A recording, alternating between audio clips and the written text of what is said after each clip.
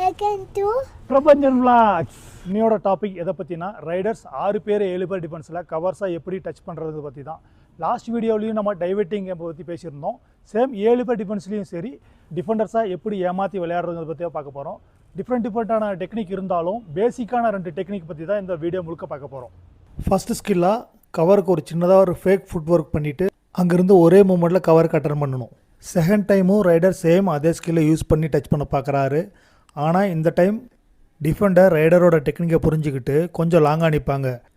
அப்படி நிற்கும்போது நமக்கும் டிஃபெண்டருக்கும் குறைஞ்சது ஒரு ½ ஃபீட்டாவது டிஸ்டன்ஸ் இருக்கும். அந்த ½ ஃபீட் டிஸ்டன்ஸை எப்படி கவர் பண்ணுறதுக்கு இதை பற்றி பார்க்க போகிறோம்.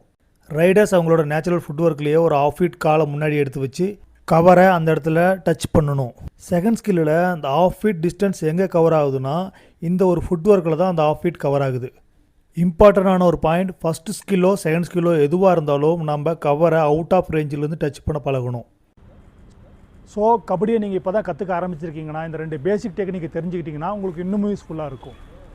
அப்கமிங் வீடியோஸ் எந்த டெக்னிக்கை பற்றி வீடியோ போடணுன்னு விருப்பப்படுறீங்களோ கமெண்ட் செக்ஷனில் மென்ஷன் பண்ணுங்கள். கபடி சம்மந்தப்பட்ட டெக்னிக்கை கற்றுக்கணும்னா நம்ம பேஜை ஃபாலோ பண்ணுங்கள், சப்போர்ட் பண்ணுங்கள். Thank you so much.